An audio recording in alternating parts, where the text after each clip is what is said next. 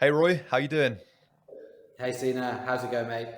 Yeah, really good. I'm really excited to have you on the podcast. Really excited to finally find time to speak to you. I mean, I know you have a hugely busy schedule. You got a hard stop in an hour's time. So yeah, really glad to have you on the podcast finally. Yeah, absolute pleasure to be here, and thank you for having me on. I think it's a really unique opportunity for us as sort of a podcast because a big theme within the podcast is kind of like obviously like starting your own business, and a huge element of that is raising money inevitably, right? And we've spoken about it before, talking about like venture capital, and obviously angel investing comes up as an avenue, right? And you're in a unique position where you are actually an angel investor, and so I'd love to kind of talk to you more about that. Obviously, like later on in the episode, about sort of the key things that you look for as an angel investor, because I feel like there is that sort of difference of when you started your business and now you're an angel investor. There's probably different things that they should probably match up though if you're thinking about it, but like there are different things that you probably like as you've experienced both. So yeah, I'd love to kind of talk to you about that in later down in the episode. But I Yeah, think for just sure. just starting out, uh just for people to kind of find out a bit more about you, how did you kind of start? What was your first business that you kind of like went down? Yeah, so I launched my first business when I was at my third year of uni. Essentially, a online platform bringing together students, helping them create different types of content, helping them plan nights out, and connect in different ways. And it was a really cool proposition, and we managed to roll it out in I think 8 or 9 different unis in the UK. But students don't like spending money. At that time, advertisers didn't really care too much about hitting students either. So learned a lot of things from that one, but primarily probably worth going into a market where people have a bit more cash to spend. So shut that down, started studying my master's down in London, and really recreated what I did for the student market, but in the sports market. So we created this content creation toolkit, helping people create podcasts, videos, articles, lots of different types of content, and then a community within the platform to share all that content with. And Mm, we were super fortunate with that, bit of right time, right place. Timing's everything, of course, especially because, as I said, we applied that to the sports and also the esports world. And it was just when social publishing was getting popular, and especially with esports and Twitch was just coming out. So we got really fortunate with that, managed to scale it sort of UK, Western Europe, North America, Australia. Grew that to around 4.5 million monthly users, which was an amazing journey. Learned lots, did lots of good things, mm, lots of bad things, as you can imagine. And then we managed to exit that business to an esports company called Gfinity in early 2018, which was an amazing learning experience for me. The CEO of Gfinity at that time was a guy called Gary Cook. Gary was the CEO of Man City during the time when the Mansours came over, and he helped them build out that empire. And then he went to the UFC and sat on their board when they were acquired. So, amazing guy to learn from, like real privilege to be acquired by him and Gfinity at that time. And yeah, really fantastic learning experience. wow, there's a lot to unpack there. I mean, yeah, I'd love to kind of before we go to that stage where you were ready for the acquisition phase. um what was the kind like how did it actually work as a toolkit, and also like how did you kind of scale it to that level? Yeah, it's a really good question. So we really broke it down into three core sections. So we had something called a fan zone, which was really a free for all. That's where the community built, where people could engage with each other based around the sports they wanted. If it was football or kite surfing, right? No matter what it was, you could all engage there. And we had ways of monitoring those who were getting the best engagement, and you could start seeing influencers exist and start to come through within that fan zone, and then we could graduate them to almost the next stage, which was content that we created as a news source, as a source for entertainment, a source for content, competing with the likes at that time, Sky Sports, ESPN, whoever it might be. And then we had a premium tier, which was all of our real sport originals. So, Netflix original, trying to be that sort of that Mm, content. We had original documentaries. We created documentaries with, West Ham Football Club. So, for example, when they were leaving their old stadium and moving to the new one, we did like a historical look back at everything they'd done with a few celebrities who were all, West Ham fans, and that was behind a paywall. We used to do that with brand sponsors. So those are the sort of three areas that worked. That's really cool. So I guess how did you attract your users? How did you scale it to that stage where you were ready to get acquired? So we were really good at harnessing network effects. Mm, When you empower people with the chance to create, to make something, you give them a real incentive to share. So we mm, found so many of our creators ended up being our marketers, right? So rather than posting things on their own blog, for example, because a lot of people used to have sports blogs back then, they'd post it into Real Sport and then probably share it into a Facebook group that they were in. Back when Facebook had really good organic traction, and we were another thing to talk about timing. This was all when mm, Facebook was not pay to play. When you could really get good organic traction without spending a ton of cash. We used to have a couple of viral videos, 2 million views, without penny spent, unheard of now. So again, very fortunate with the timing there, but it's about giving people that empowerment, saying, you can post what you want here, you can connect with other like-minded people, and please feel free to share it everywhere so people can see how mm. good of a content creator you are. So they would also, so in kind of unison to you guys creating your own content, they, as the user, they could create content also and then also share it. Yeah, exactly. And people, it was quite aspirational because users could create their own content in the fan zone, and Mm, then they could graduate into creating content under the Real Sport banner. And we had some amazing stories. We had one guy who was part of the fan zone, a guy called Alistair, graduated up into, being like a content writer under the Real Sport brand and a content creator under the Real Sport brand. Actually became so good, he ended up with a full-time job with us, wow. in house, and now he's still with Gfinity.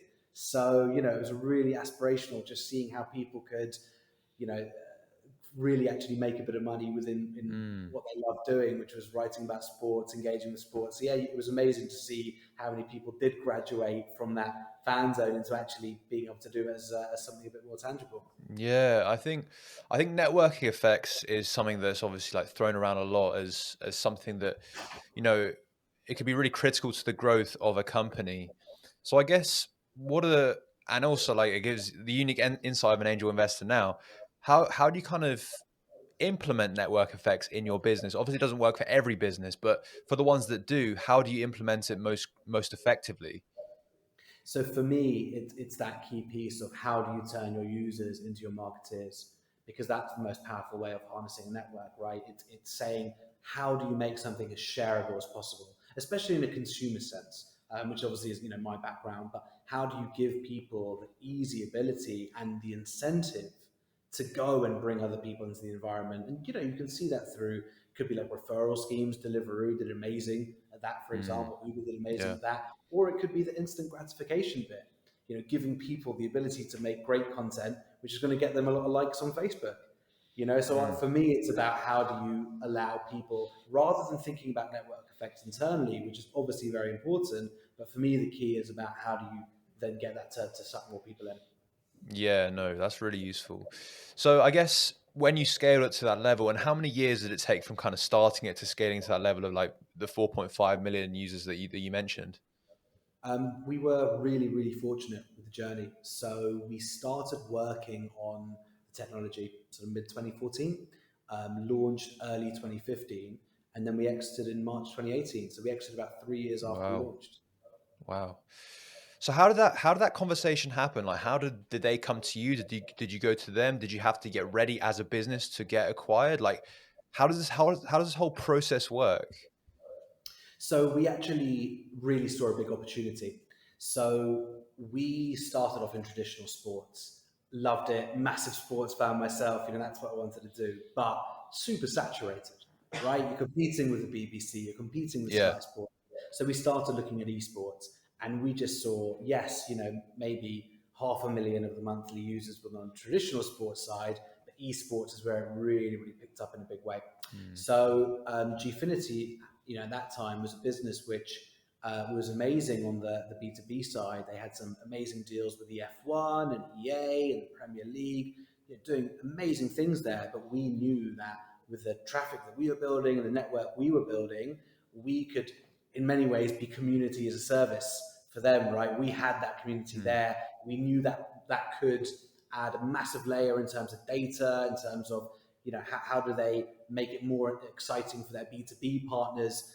So we were really working on that originally as a commercial contract between the two businesses, but as it transpired over time, it just made more sense for them to acquire us. Yeah, that's not the first time that I've heard a story like that. Actually, it's fairly common where, you know, a smaller business such as yourselves at the time would kind of come in to kind of help out with plugging the gap of technology or whatever, and over time, it makes more sense for them to say, "Oh, can we acquire you?" And it's kind of like a thing out of the blue, right? Like you probably didn't expect it at the time, did you? Yeah, I mean, I remember there was a conversation me and my co-founder had at the time. We were like, "Are they going to acquire us?" Just putting it out there into the universe. Didn't think it was going to happen. And 3 months later, the offer came in. So yeah, it was. In the back of your mind, you think maybe, but probably not. And then yeah, it did happen that way, which was great. I've obviously never been in that room where they give you like a number and like you just like what's the emotion side of that? As in like when they actually give you like a solid number. I'm obviously not like asking to share or whatever, but like Yeah. from an emotional standpoint, what goes through your head?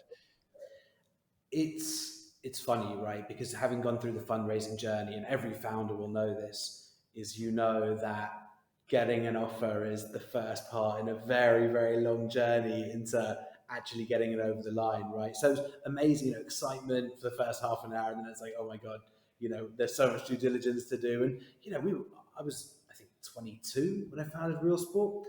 And obviously, things that you do right Mm. at the start, you don't even remember when you're trying to figure things out for the first time. You're like, shit, I think this makes sense, but we're not sure. And then obviously, when you're going through due diligence for an acquisition, fine tooth comb over everything. So all those things that you thought, oh right, we probably shouldn't have done that, but yeah, it's not too bad. That will be okay. And then that's the experience, right? And now you think from day one, right, this is going to come up again at the end. So let's make sure Yeah. we get it right. Yeah, for sure. Roy, I'd love to move on to sort of okay, so you've exited that company. Um, Obviously like you're an angel investor now, but at that time where you exited it, what was your kind of next step? What did you think in your mind that you would be doing? Did you think you'd launch another startup? Did you think like you would take a massive break? Like, what did you think you'd do? Yeah. So obviously the first year after the exit was integration, right? So we were going to be there for 12 months. So it was really busy, really busy for the first 6, 7 months, getting the teams integrated, so many cultural issues around that. Oh, Mm, again, amazing learning experience, but it was busy right at the start. But I knew from day one that I wanted to angel invest because when we started Real Sport, we had no money. We had zero money. Me and my co-founder, we were working in a basement underneath a Papa John's, no windows. It was freezing cold out there. So, when we first got that angel investment, game changing for the business, right? So, knew that I wanted to get involved with that. What was really, really interesting to me, I thought there's going to be nothing more difficult than raising money as a founder, right? It's the hardest thing. That's going to be the most time consuming, all the rest of it. What I didn't realize is, in many ways, it's actually more difficult as an angel investor. And the reason for that is when you're the founder, you're living and breathing that fundraise, right? It is all consuming. It's the first thing in the morning when you mm, wake up, last thing before you go to bed at night. On the angel investor side, in the UK, most angel investors are working on a full time project. They're managing their existing investments and every founder who needs stuff from them and needs validation or the rest of it. And then on top of that, to find time to do origination, due diligence, it's basically a full time job in and of itself. It's why VCs exist. It's why family offices exist. So I was like, wow, this is tough. And it's why you see a lot of the best deals going to the same hands time and time again, because they're the ones who are set up that way. They've either got the time, the resource, the infrastructure to do mm. that angel investing. Yeah. So I really came to start thinking maybe the reason why more deals aren't happening is actually because of time pinch on the investor side rather than on the founder side. So and I know we'll go into it a bit later, but that was one of the big drivers behind wanting to develop that angel investing toolkit. Yeah, yeah. I think before we jump into that, and I'd love to jump into that, is that's such an interesting point that you made that it might actually be harder for an angel investor to find that startup rather than the other way around, and for a startup to find that angel investor. That's really interesting you said that. And I've never really thought about it from that point of view. Obviously, as a startup, founder myself, for Wing, like I've never really thought of it from the angel investor standpoint. And I know we're not ready yet to chase after investment, but I think what'll be amazing to talk about is, I guess, from an angel investor standpoint, what's things that you kind of learned that you would kind of change as a founder before, and also like for people listening that want that angel investment, what are kind of things that you really look for as an angel investor? Yeah, really good question. In terms of how I see early stage investment, and I have been thinking about this a lot recently myself, I really see it as like a three-legged stool, right? One leg is the sector slash, the opportunity. One leg is, the traction and the growth, and the other leg is the team, right? And these are the three things that I think most angel investors are looking in. They're looking in, do I know anything about this space? Do I understand the sector that I'm assessing right now? And do I think this opportunity is right time, right place within that sector? The other is no investor invests in a snapshot, right? Anyone can make a snapshot look pretty. And even when you read a deck, it's condensing the whole history of a startup probably into one slide, our traction slides. Everyone can make a snapshot look pretty. So they're interested in seeing growth. Investors invest in the trajectory. And then the third is the team, which obviously speaks for itself. And without any of those three, you can't sit on the stool, right? The two-legged stool doesn't work. So that's now how I've started to see it. That's really interesting. And I guess from your experience within the past few years of being an angel investor, you must have come across a lot of startups that have kind of two out of the three things. And especially it must be quite a difficult decision because you're almost like trying to convince yourself, no, their team is good, or like, no, their technology is good, like because the team's so amazing.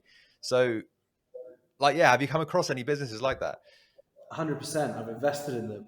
And every angel investor I speak to says the same, which is at the start, you make investments that you would never make once you have made a few more and probably lost a couple, right? Hmm. Because there are businesses that you love. There'll be business that you love, teams, founders that you'll love, and you'll really be wanting them to do well. And you'll invest and it won't work out because it wasn't the right time, or you didn't actually understand that space as well as you thought you did, and it doesn't work, and it happens. But ultimately, if you're investing in, I do think if you're investing in people that you like, there's still massive redeeming qualities. So, for example, I invested in a female founder called Claudia. She's fantastic, and from the team perspective, it was all there. Just wasn't the right time for that proposition. But Hmm. now Claudia is actually my COO. So there's a lot to be learned from making the wrong ones, and there's still redeeming qualities in those. But it's really important to track them, right, and understand why you made that decision, why Hmm. you shouldn't have made that decision, and what Yeah. you'd do differently. But every investor I speak to says, normally when they start investing, they probably do a load of deals right at the start. Get a bit trigger happy, a bit of FOMO, and then start to pace out a bit later once they know what they're doing. So the trick of the trade is to find a very recent angel investor and just basically give them some shit deal.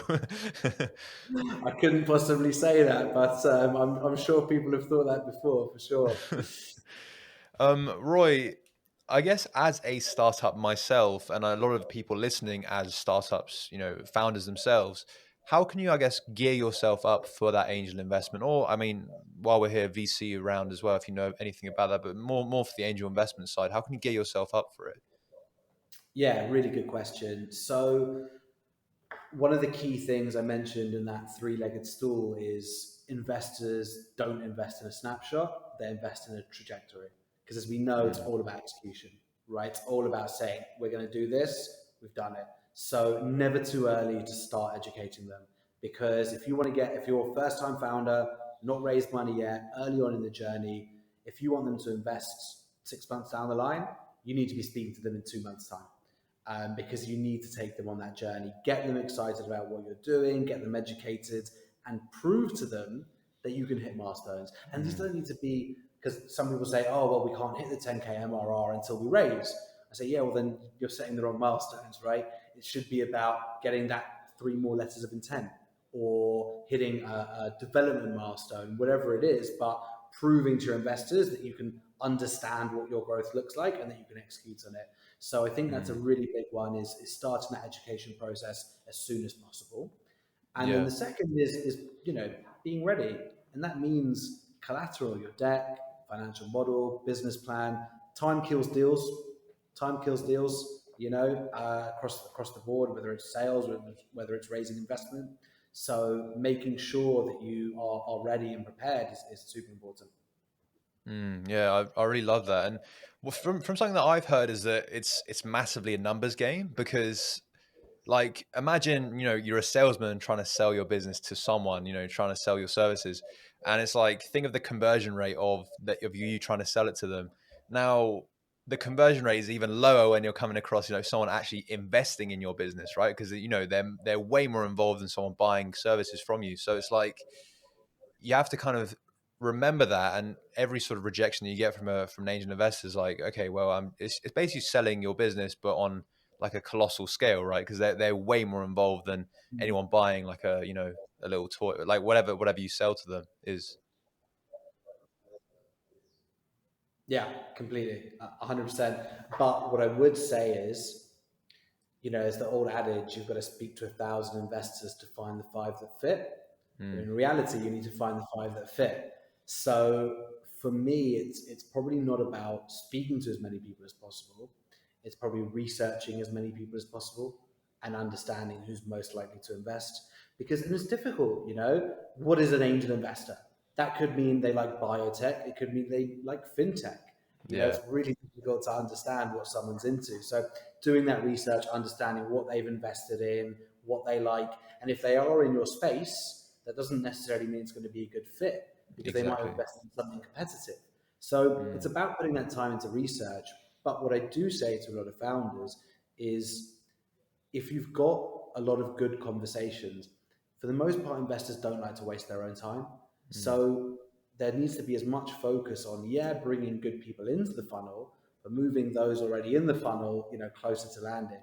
So I do quite a lot of mentoring with different programs. I was mentoring someone yesterday who was saying, we've got these 3, 4 angel investors, all big ticket guys, and they're doing something pretty cool. The business, pretty cool fintech.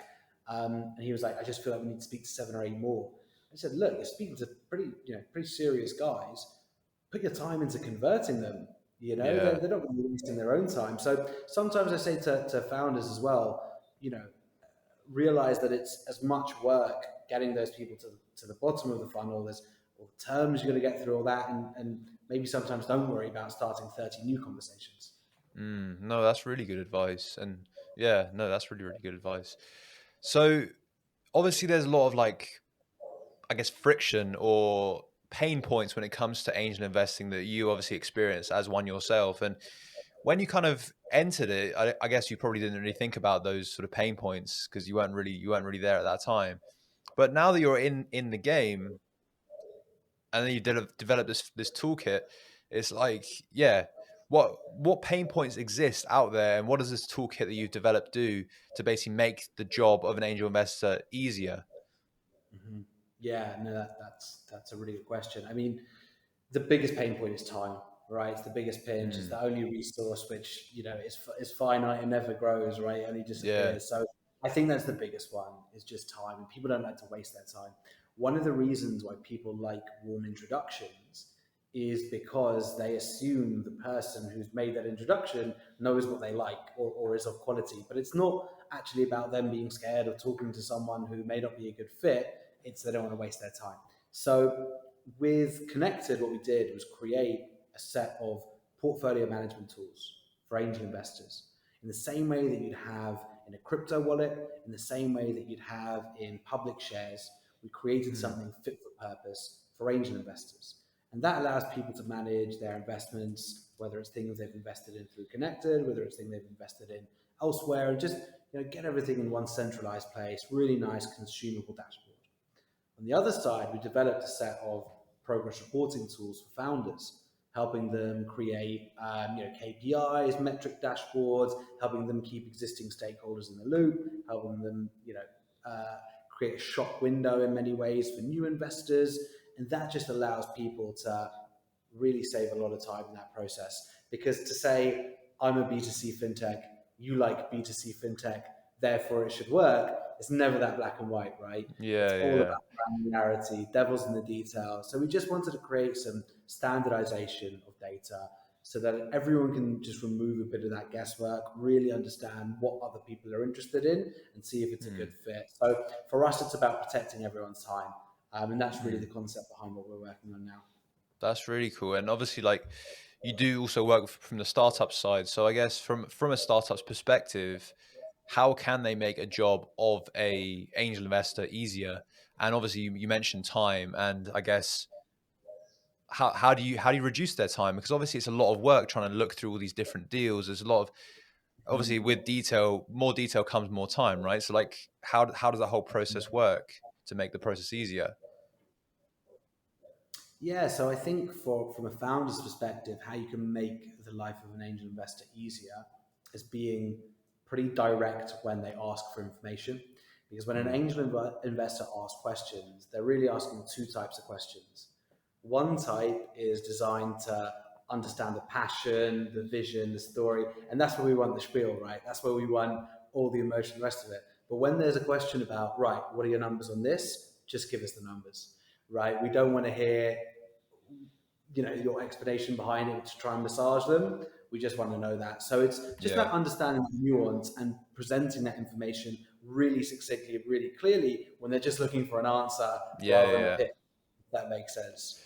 Is there a lot of bullshit involved in this sort of process of you trying to find a startup and that startup? Like, I feel like there's a lot of stuff that people just like make stuff up or like it's over exaggerated, massively from both sides. Actually, if anything, it's not just from the startup side, I imagine. So, like, have you experienced that? Completely. Well, it's interesting. I think, and this is a really controversial thing to say, but VCs are really bad like that. I know Mm, founders get bad time for massaging numbers and painting the best case scenario, but look, it's a big thing at the moment. There's a big backlash in many ways against VCs who don't bring anything else to the table. And don't get me wrong, there are some amazing, incredible VCs who bring so much value, who can, cash plus expertise, network contacts, all the rest of it. But there are some VCs who just cash with bad terms, sell you yeah. the dream, say, right, we're going to do all this. So, yeah, absolutely. Investments, it can be a bit of smoke and mirrors for sure. Yeah. Mm. Well, like, as an angel investor, how do you kind of navigate that? I think it's a bit of experience for sure. And Mm, this is also where being a founder previously really helps. yeah, It's like a founder to investor dictionary, right? When they say something, it's like, well, you know what that means.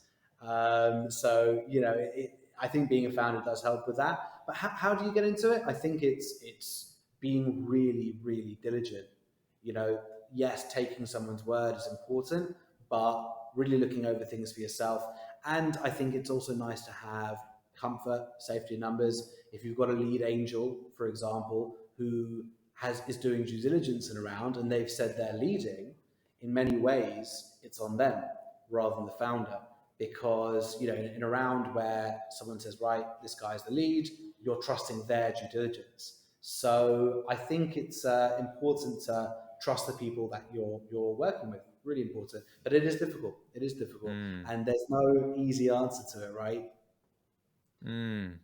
Well, would you In say your like experience, yeah, go on. I was, yeah, in your experience, so you've obviously, you're doing the startup thing now. You speak to so many entrepreneurs. I mean, are there things that you've seen on your side in terms of like bullshit alerts, right? Because you speak to a Mate, lot there's of so entrepreneurs much. as well. Yeah, there's loads. There's loads, especially from mate, in this I feel like entrepreneurship, a lot of people just bullshit. It's quite bad because I mean, even as a host, I get maybe two or three messages a day for people trying to come on and like you can tell, when they're like, "Oh, like I did this with my startup." And it's like, "I don't think you did." Like they just make really extravagant claims that I'm like, I don't think that's even like possible, or like numbers that aren't even like plausible. Like they would, oh, well, I've been running for 3 months and I've raised this much capital, and it's like I look at I look at their LinkedIn or whatever, and it's like, I don't know, it doesn't seem plausible to me, and I feel like there's a lot of toxic information out there, especially for young founders.